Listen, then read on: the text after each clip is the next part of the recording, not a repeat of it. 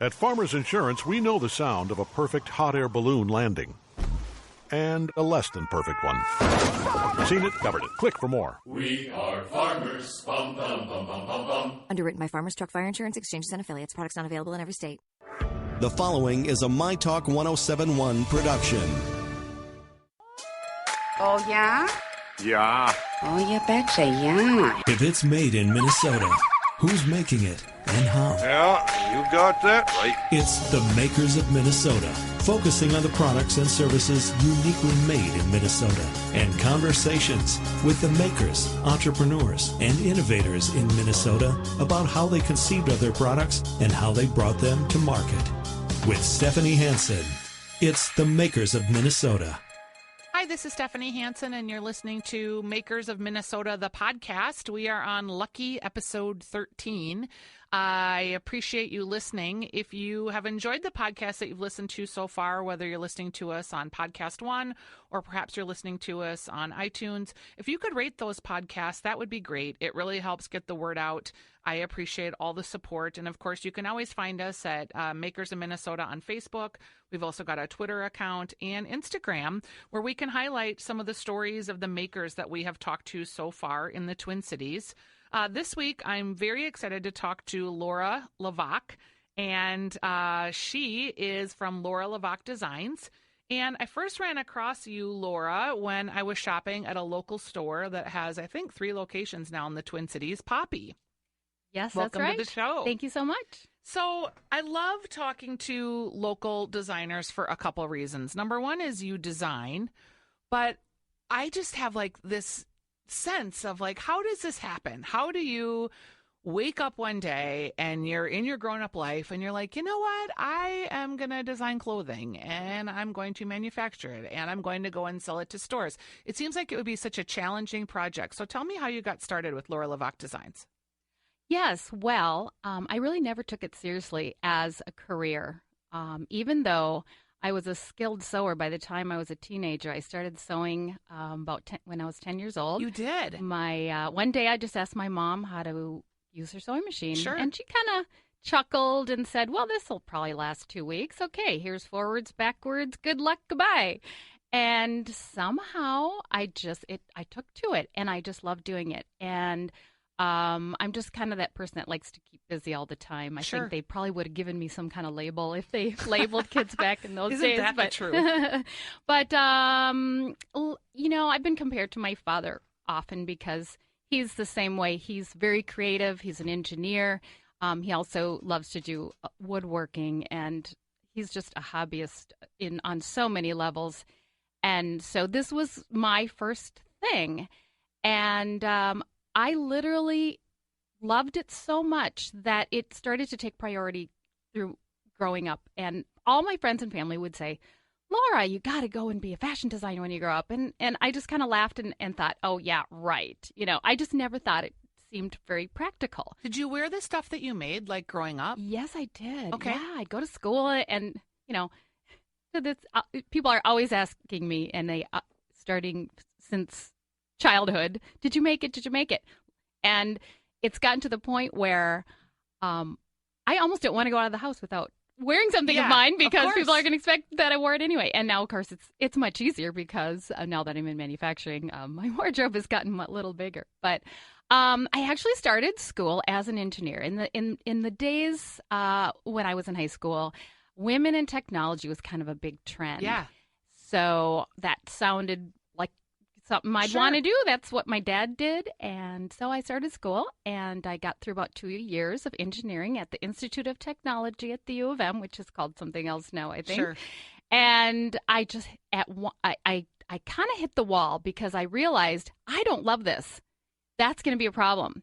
And then in the dorms, I had a girlfriend. Her name is Sarah Starr, and she was taking classes at the University of Minnesota in clothing design. And as soon as I saw what she was doing, all of a sudden that love for fashion and design and clothing just opened up inside me. And I was so envious of her projects. So I just got all this information and, learned more about the program. And I ended up just switching my major cold turkey the next quarter. And finished up all the credits I needed and changed my major to fashion design and graduated from the University of Minnesota. So you did. That's really interesting. Good for you for having that insight so early on. I think college is a time where you're not necessarily sure of your choices.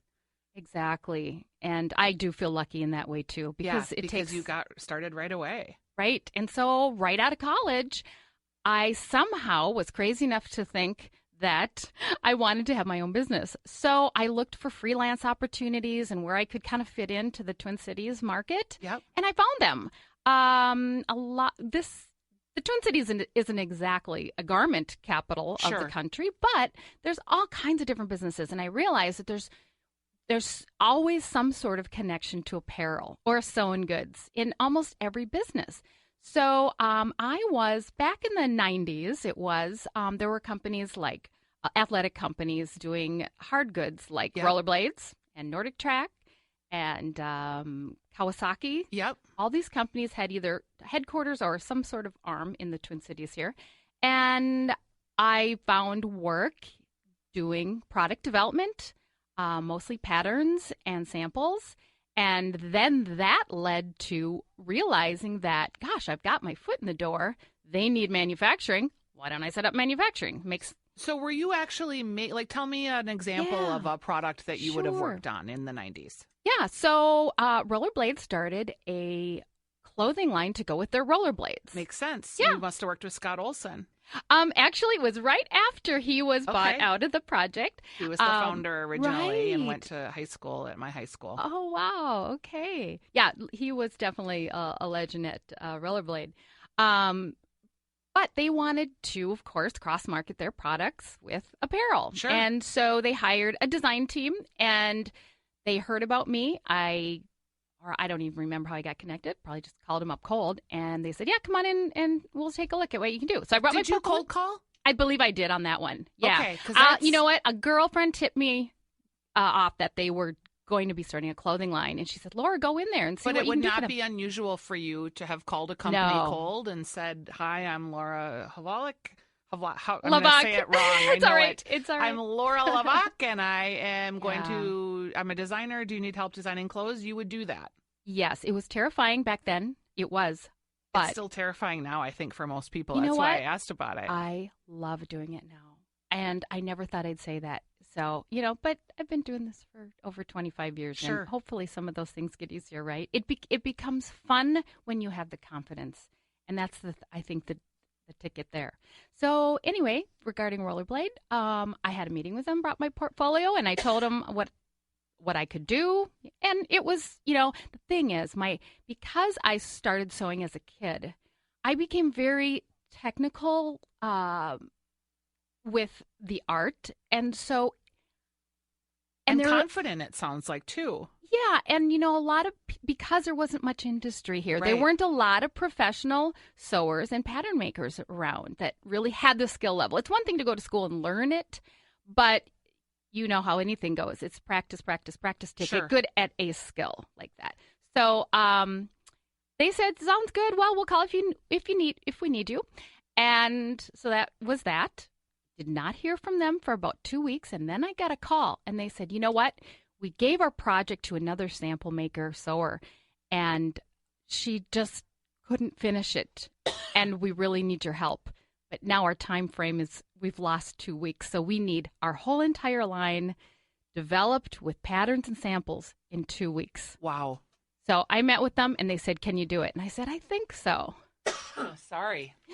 And that's pretty amazing that you could do all that in 2 weeks. How many pieces did you have to create? I did it. That's a good question. Probably there were about a dozen initial pieces, and they just gave me drawings.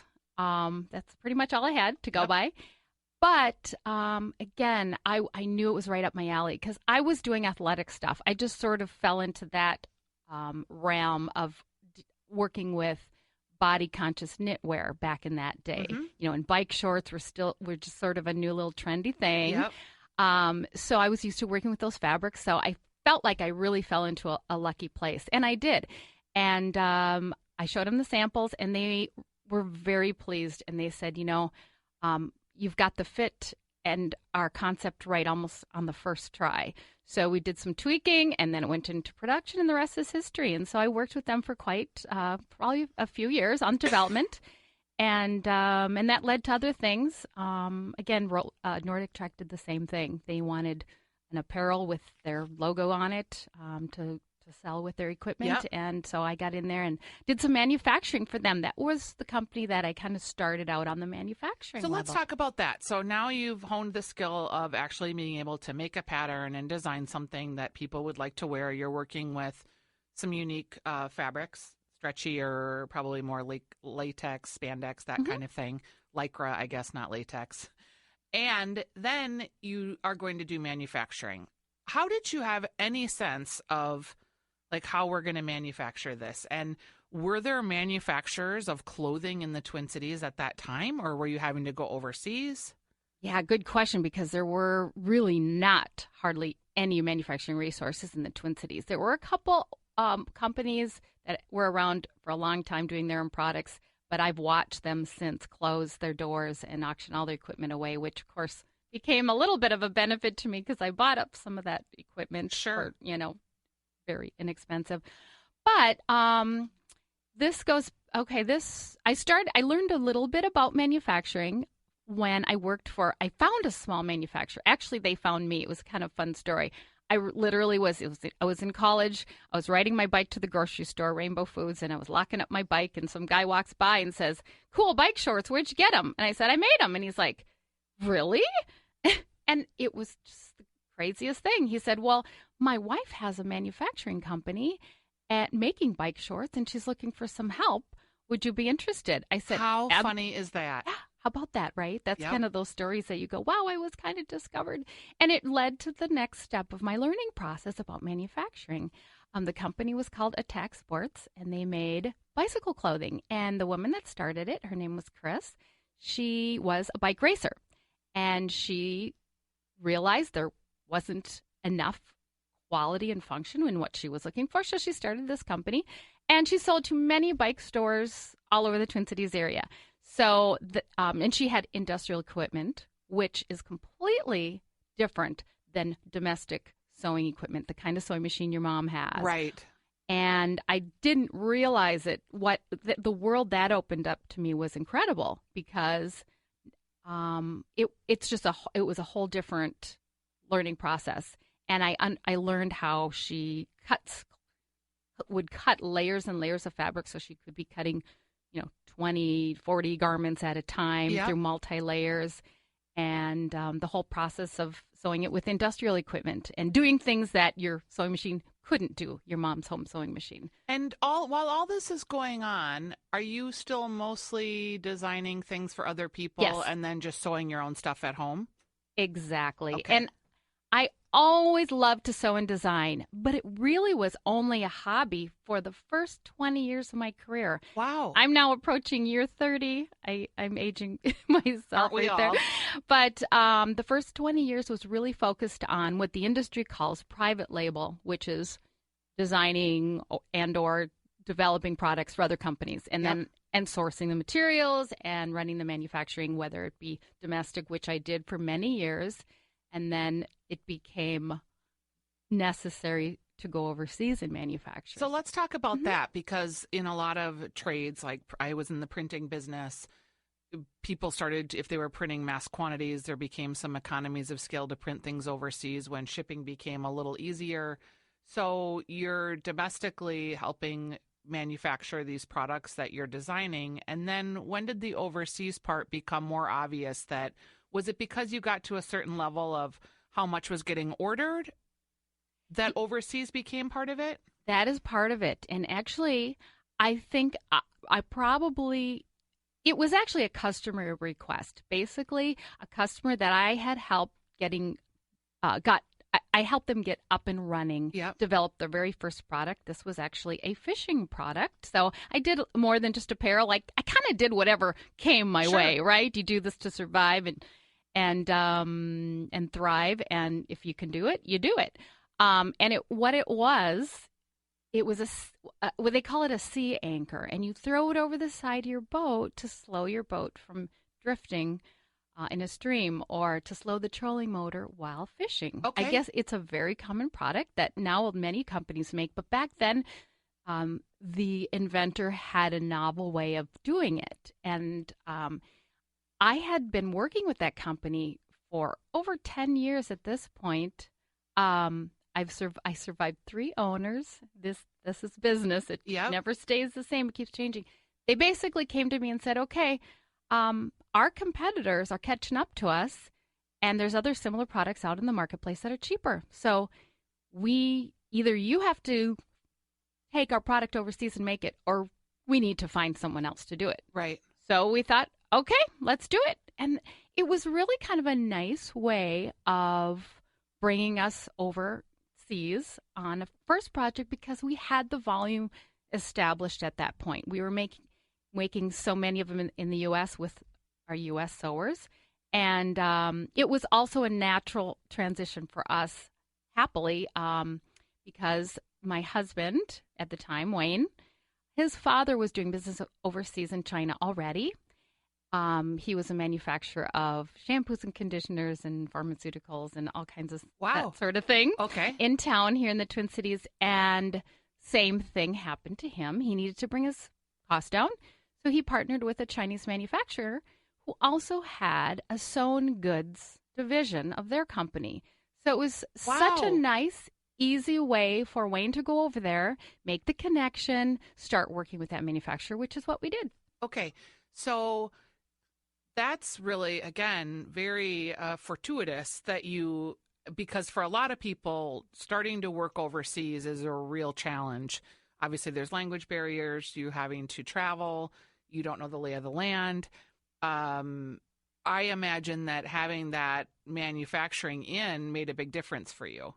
Absolutely. Now we were able to offer lower cost products. Right. And having the U.S. capability was also, it was a real nice synergy to have both of them, a complementary situation, because if I needed a small run or if I needed to make a little change or I could do all the samples in the U.S., that has been a real nice advantage for me to actually continue to do both. And I still do that to this day. Sure. I work with a lot of sewers in the Twin Cities area who are, manufacturing and doing samples and working with me as well. So at this point, do you have, because you've got some children, so did the children get sprinkled in along the way? Yeah. I really, both Wayne and I never really, we wanted children starting out.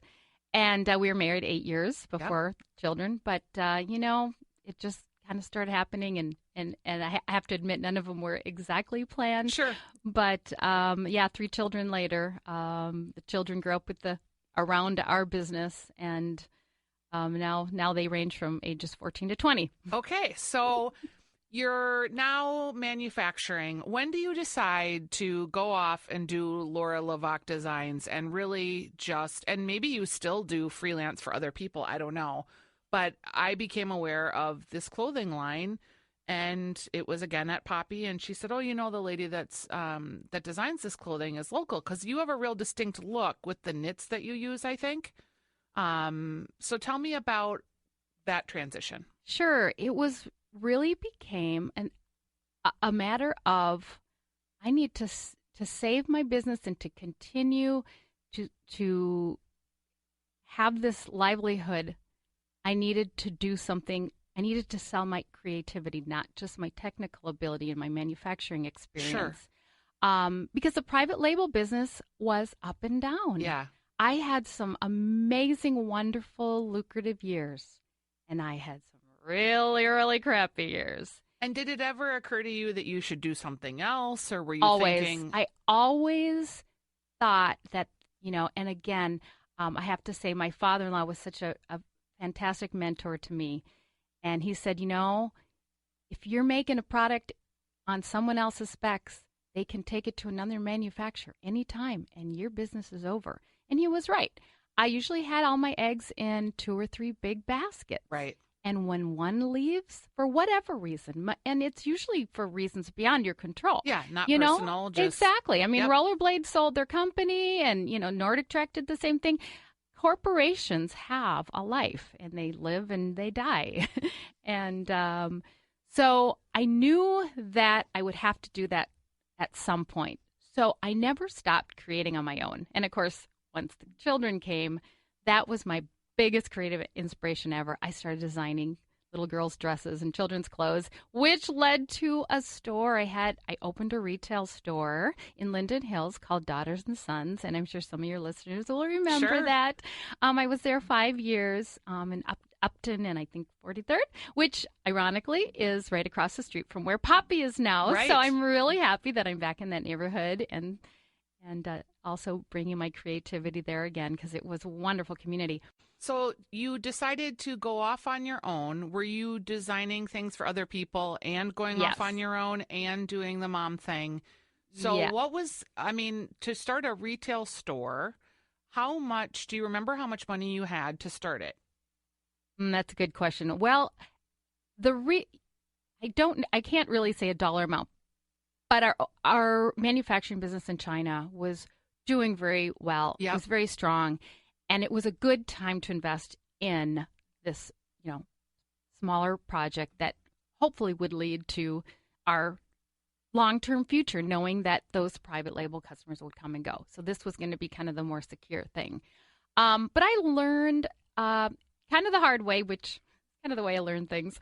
Opening a retail store is one of the hardest businesses you can choose to do. Absolutely. And not only that, of course, I was crazy enough to design and manufacture locally almost everything in that store. Right. I did purchase some things. I had some wooden toys, and I tried to use local people and even some, smaller clothing lines here and there. But 80% of the merchandise were items that I had designed and had manufactured with my local sewers. So it was kind of a double whammy of craziness.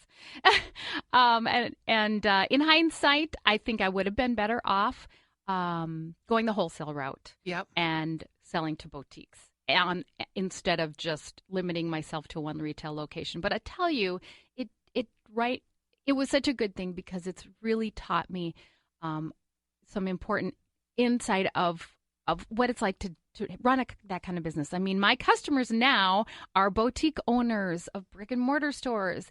So I had that experience. I know how hard it is. I know how hard you have to work. And I really respect and admire the women that have been able to stick it out. I also realized that women's clothing is where I needed to be, which was, again, the last thing I had in my mind because I thought, isn't there enough women's clothing already out there? Yeah, Aren't and there you enough went manufacturers? from kids. How did Yeah. you make the transition from kids to women's? Well, I was sort of lucky that the time I was designing kids' clothing, there was sort of a trend of people looking for higher end, more premium quality and design for kids. And this was the mid-2000s? Yeah, let's see. It was late 90s because I closed the store when I got pregnant with my third child, Levi, because it just became so overwhelming. Yeah. And I realized I needed to pull back. And again, the private label business was still strong. And I thought, you know what? I'm just going to enjoy my last kid here and just dial it back a little bit and regroup and see what I need to do. So I did that. And I started Well, the thing is, I realized that I can only go so far with the children's clothing. I think if I would have stuck at it, and this is something I truly believe, that whatever you do in business, creatively or whatever, if you stick with it long enough and you work hard enough, you will be successful. You will find the path to that. I could have continued the retail store. I could have continued the children's clothing. But I didn't follow through with it. I gave it all up and I set it aside and I decided to regroup and do something else. And I'm glad I did it because... Was that a painful choice to make, or was because you were pregnant with your third? A little bit, yeah. You felt like... It's hard to give up or to feel that you've given up on something. Did you feel like you'd failed? I did not, because the store was... it was becoming very profitable. Yep. And so you closed a profitable store. I did. They say that stores take 5 years to make money. I was right at that 5-year point, so I had kind of given up at a critical time. Yep. But I realized I felt like I needed to. I felt like I had maximized the space. It was a small 500 square feet space, and I felt like to really take the sales needed to grow just a little higher. I mean, I was over the break even point, but not enough to be really profitable. Well, and there are levels, I think, in Yeah. business. I can recall in my own business 4 distinct levels, and it was at the 4th level that we decided to sell, because to make that reinvestment to get to Right. the next level, Right. there was just going to be more than I could stomach and more than I was prepared to do. So I do think you kind of get to those levels. Yeah. So you have your 3rd child and you've closed the store. And were you able to dial it back? Were you able to enjoy being a mom in a different way than you had having a retail location for 5 years? Or did you start right away in your mind itching for the next thing? I think I was itching for the next thing, but I was intent on just giving myself a break and relaxing. And, I had to, you always have, we close a store, you've got all that stuff and you gotta, you got merchandise and you want to clean out. And the next step was a result of a very sad event that occurred that needs to be mentioned. We had hired an employee to help us bring our private label business to the next level. Okay. And we put him in sales. And it seemed like the best thing we could do, grow the business, get some more customers, strengthen this private label. That was our direction. The store was fun, but it was a little creative distraction then. And now Laura's focusing on babies And trying to relax. Right, And get to the next exactly. Thing. Yep. Well, it was harder than we thought for him to be successful in that role, even though he really, we felt, did a good job of trying. A lot of cold calling. We realized that it's a different kind of business, and we didn't know anything about selling in the private label business. We had ridden a very lucky wave, and we didn't realize that was a lucky wave. Yeah. It's not necessarily out there anymore. And I think the economy affected things. We were stuck. So we decided we took Wayne and I both took a huge salary cut to hire this person. He had an MBA. We really, we gave him a substantial salary. So we put him more into the nuts and bolts of the business, running the business. We thought, well, maybe we'll do the sales, or Wayne will do the sales. Sadly, the long story short is he helped our customers. Basically, he stole our largest customer and sabotaged our second largest customer while trying to steal it. And now our eggs are basically in these three baskets. 80% of our income was wiped out overnight. And we had to really reinvent our business to stay alive. We looked at... And just to back up. Yeah. So bad things like that happen to people in business. You sometimes hire the wrong people, or, you get into situations where people are not the people you thought they were, I guess is the nice way to say that. Tell me about when you found that out, when your biggest customer says to you, oh, and by the way, we're going to work with Joe Blow here, and we don't need you anymore. Well, actually, I kind of saw it start to slip away because of some unusual behavior that started to concern me. Working with him on a daily basis, he would go outside and talk on his phone and do some of those things. And it was a really creepy feeling to feel like someone in your home, in your world, in your business is ripping you off. And I'm going to back up one other step, too, because it kind of came in the same year where my marriage fell apart. And that was a sad thing, too. But we all know that happens as well. It's not easy to be married, and it's sure not easy to work with your husband. And you and Wayne were partners in this business. Right. You're on your 3rd kid. You've taken the business lots of different directions, still trying to kind of find the sweet spot that works for you both personally and professionally. I can tell you personally just my own story. my husband and I almost got divorced in the course of having our business together. We managed to get through it, but we both look back on that time as really just so challenging, trying to work together, trying to carve out whose roles were what, trying to then have your personal life and your parenting life. It is super challenging. So you had to feel was this all happening in the course of 1 year or 18 months, or what was this time frame? Because I can't even imagine. You've had a baby, you have an employee that has taken your largest customer, and now you're getting divorced. What's that time frame like? Yeah, it was 1 year. Oh my gosh. Time. So, yeah. My heart was broken, but I always thought to myself at that time, that kind of happened first. And I thought, well, at least I'm financially secure. You hang on to the good when something bad happens, right? Yep. And then 6 months after that event, my business crashed. So we were in a real tough spot. And trying to navigate this when you've got a baby and 2 young girls, it was life was rough. But, so you're now, and Wayne's got his own household, I'm assuming. You've got your household, and now your income has been cut 80%, which divorce is never inexpensive for anyone because you take what you had and you split it in half. So tell me about, can you just remember laying in bed one of those days and thinking, what the heck am I going to do here? It had to be just so challenging, and you've still got a baby and 2 other kids and your house, your life. Right. And, we're having a hard time getting along and figuring out how we're going to navigate the future. Our income is so tied together. We really tried to figure out, what are we going to do? Are we going to go get jobs? Should we go get jobs? Yep. And, And can I just, at that point, someone said to me once, after 5 years of working for yourself, you were unemployable, Stephanie. Yeah. Did you feel kind of unemployable because you worked for yourself for so long? Absolutely. Mm-hmm. Yep, for sure. I realized that if I did try to get back into the marketplace, which let's face it, there's not a whole lot of apparel companies to go knocking on their door. What am I qualified to do? How behind am I in technology? Yep. And what they're using out there. So it came down to, no, I am not going to give up my autonomy.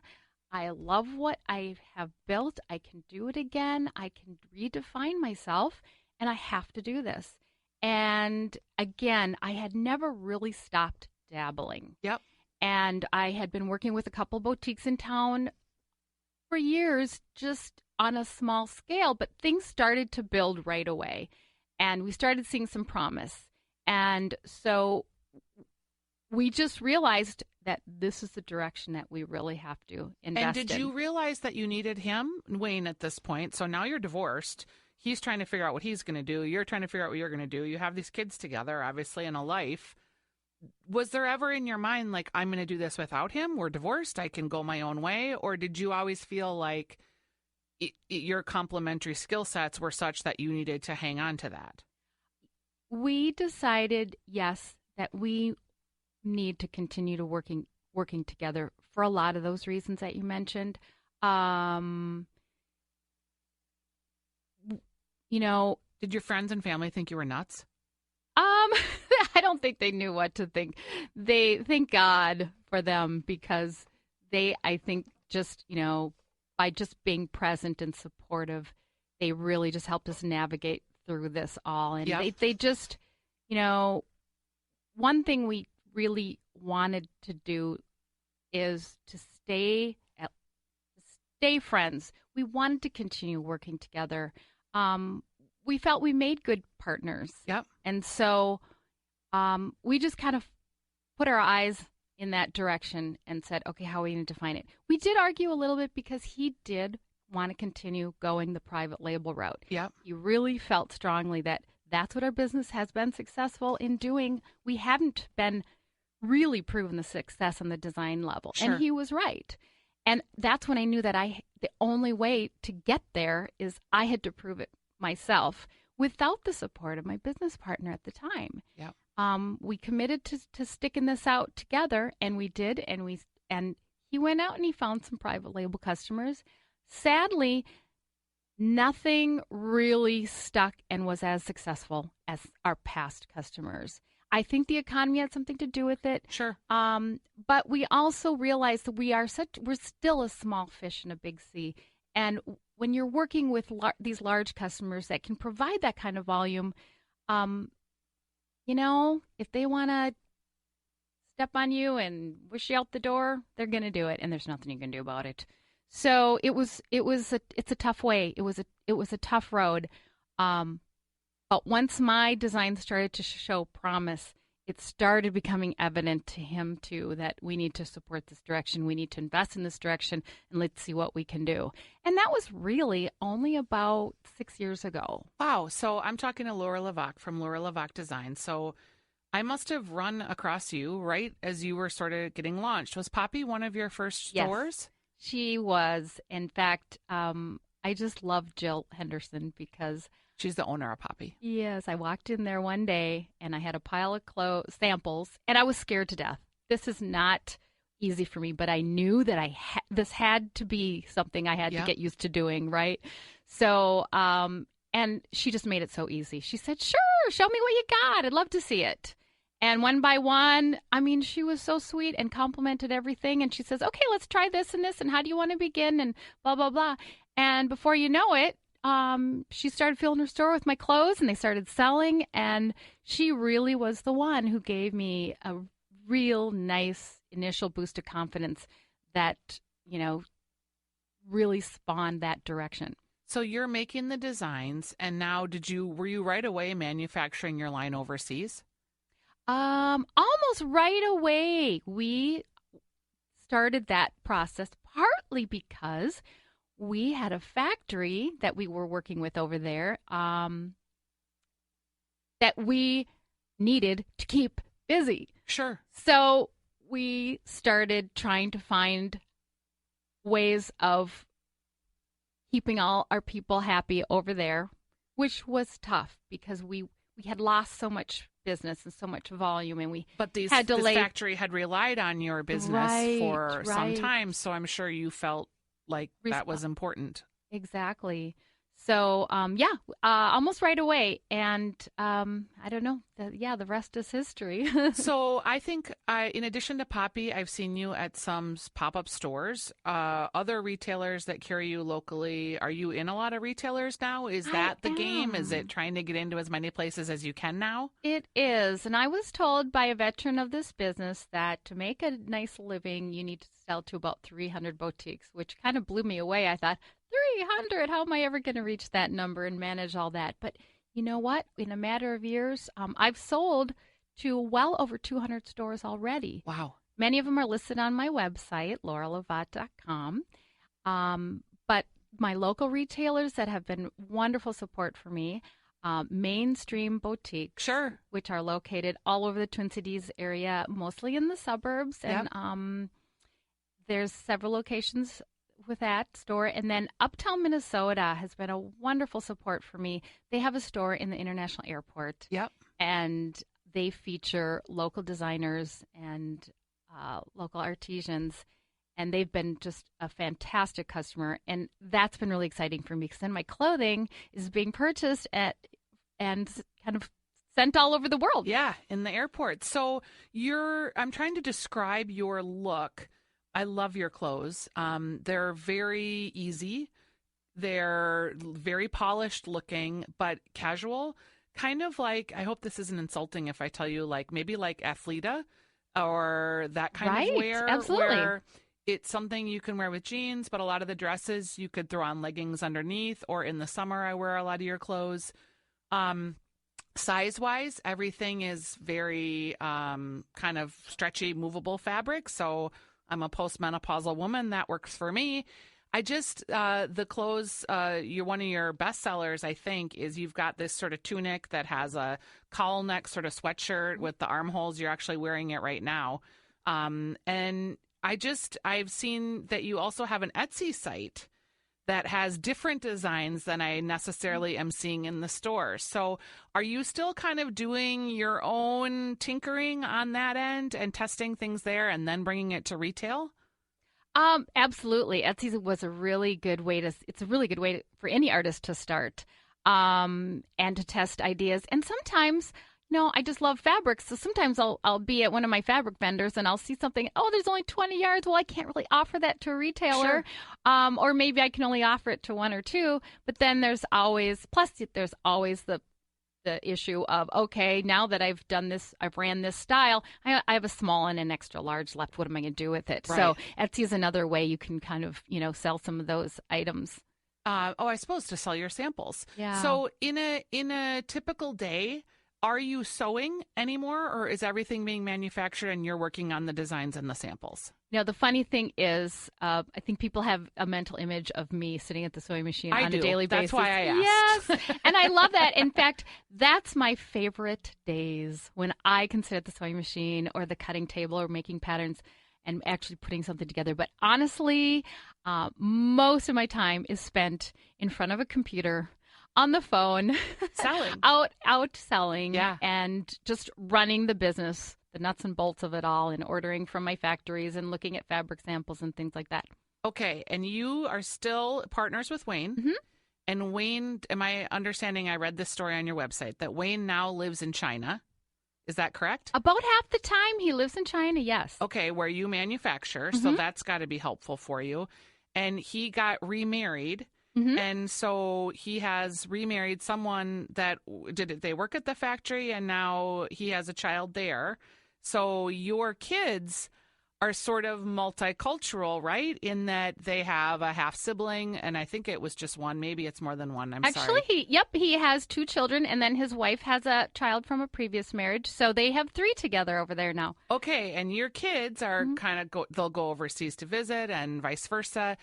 It's fascinating to me that not only did you have a marriage that went through a divorce as an entrepreneur, because it happens a lot, but then you've been able to stay in partnership with this person, raise children, embrace his own family with your own children, and that just all worked out. How hard was that? Honestly, it wasn't easy, for sure. But I didn't want to be the ex-wife that was always at odds with the ex-husband. There's so much of that out there, and it's so sad for the kids. Yeah. And we need to show these kids how to overcome conflict and, how to be married, how to be divorced. I mean, I'd rather be happily divorced than miserably married, right? Yeah. It says a lot about you and your husband.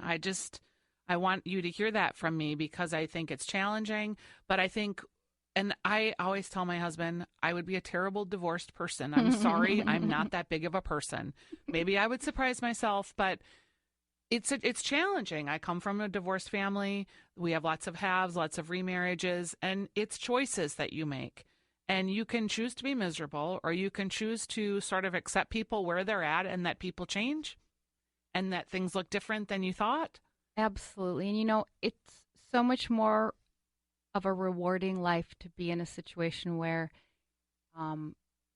you're able to succeed and move forward in life together. Okay, so now our family is just bigger. Yeah. Of course, I've traveled to China several times, and my 2 older daughters have, and they've been able to meet and spend time with their siblings, and they just all adore each other, and it's a beautiful thing. And the world has gotten kind of, and maybe it's just me being a grown-up, but the world feels like it's getting smaller with social media and Facebook. And I mean, you can have a Facebook FaceTime with someone in another country, and you don't even have to pay for it. It's totally amazing. The communication. It's a wonderful thing to be alive and be an artist with this technology at our fingertips. I mean, I can conceive of something in my head. I can actually make it happen and show it to the world all in the same day. Yeah, and sell it. What power. Which is cool. Do you have some things coming up that you're excited about? Any new designs or anything that you're noodling on? Oh, always. It's always, this business is so fast. Just when you think you're done designing spring, you're on to the next fall. I'm designing fall 2017 right now. Wow, okay. So that's exciting. And just doing more traveling. I'm spending time in my customers' stores, which is really wonderful. I do trunk shows. Yep. I it's really fun for me to actually see the end user and watch people try them on. I learn so much, and I really try to listen to my customers because, like you said, postmenopausal, that is my customer. Yeah. Because I'm designing for women my age and older and younger, too. And we want to look cute, but we also want to be comfortable, and clothes need to have a little bit of movement because your body changes a lot. Right. I mean, we want to be just as fashionable as we did when we were 20. Yes, we do. Without looking Why strange. not? Exactly. Now, you mentioned, and this is kind of funny, I think you probably think I'm a stalker. You happen to kind of live by me in a building that my husband really admires. And we walk past your building a lot. And you mentioned when you first sat down with me that you've been playing music.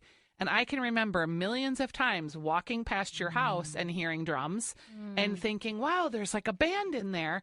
And then I saw one time that there was like clothing that looked like it was being sewn in there.